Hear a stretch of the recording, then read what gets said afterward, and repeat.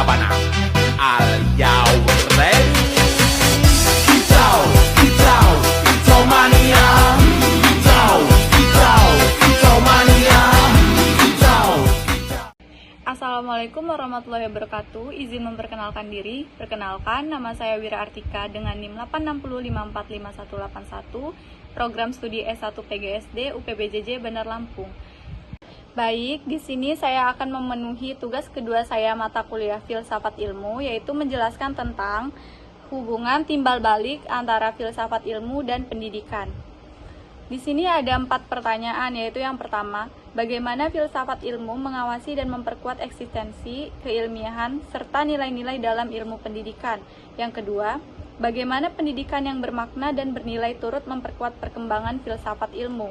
Yang ketiga, mengapa filsafat ilmu dapat disebut sebagai pisau ontologi, yakni meliputi ontologi, epistemologi, dan aksiologi dalam membedah persoalan-persoalan pendidikan. Yang keempat, contoh konkret penerapan filsafat ilmu dalam praktik pendidikan, misalnya kebijakan, kurikulum, atau proses pembelajaran. Untuk menjawab soal nomor 1, yaitu yang pertama, mengawasi dan menegaskan eksistensi ilmu pendidikan, yakni filsafat ilmu membantu menjawab pertanyaan mendasar, seperti apakah ilmu pendidikan benar-benar sebuah ilmu? Di sini cabang ontologi yang berperan. Ontologi menelaah apa objek kajian ilmu pendidikan, misalnya peserta didik, proses belajar, kurikulum, dan interaksi sosial dalam pendidikan. Dengan analisis ini, filsafat ilmu memastikan bahwa ilmu pendidikan memiliki objek yang jelas dan khas, sehingga diakui sebagai disiplin ilmiah, bukan sekadar praktik atau pengalaman. Jadi, ilmu pendidikan memiliki identitas dan batas kajian yang tegas. Yang kedua, menjamin keilmiahan atau validitas ilmiah. Filsafat ilmu yang mengawasi cara ilmu pendidikan menghasilkan pengetahuan melalui cabang epistemologi. Epistemologi mempertanyakan bagaimana pengetahuan pendidikan diperoleh, metode apa yang sah seperti observasi, eksperimen, studi kualitatif. Dalam praktiknya, mengarahkan penggunaan metode ilmiah seperti penelitian kuantitatif atau kualitatif, dan menghindari bias, asumsi tanpa dasar, atau dogma. Jadi, ilmu pendidikan menjadi ilmiah, sistematis, dan dapat dipertanggungjawabkan. Ketiga, mengarahkan nilai-nilai dalam pendidikan. Pendidikan tidak netral. Disinilah aksiologi berperan. Aksiologi mengkaji untuk apa pendidikan dilakukan, bagaimana ilmu pendidikan digunakan secara bertanggung jawab.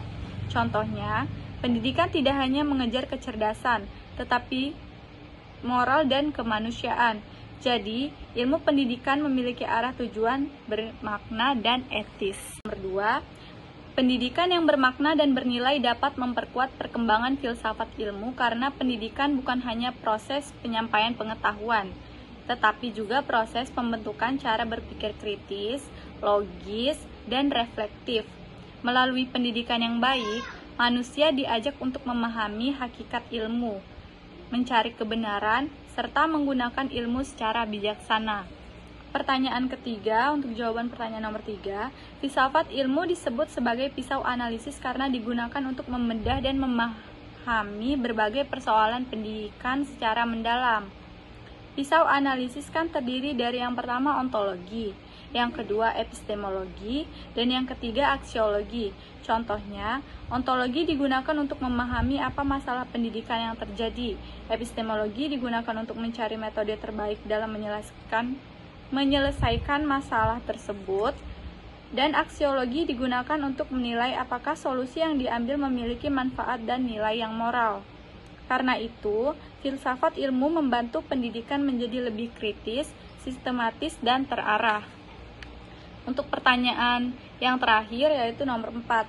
Yang pertama, penerapan dalam kebijakan pendidikan. Contoh filsafat ilmu dalam kebijakan pendidikan dapat dilihat pada yang pertama, perubahan sistem pendidikan yang menekankan pembentukan karakter dan kemampuan berpikir kritis. Misalnya, Pemerintah tidak hanya menargetkan peserta didik memperoleh nilai tinggi, tetapi juga memiliki sikap disiplin, kreativitas, kemampuan bekerja sama, dan bertanggung jawab. Hal ini menunjukkan adanya penerapan aspek aksiologi karena pendidikan diarahkan pada nilai moral dan manfaat bagi masyarakat.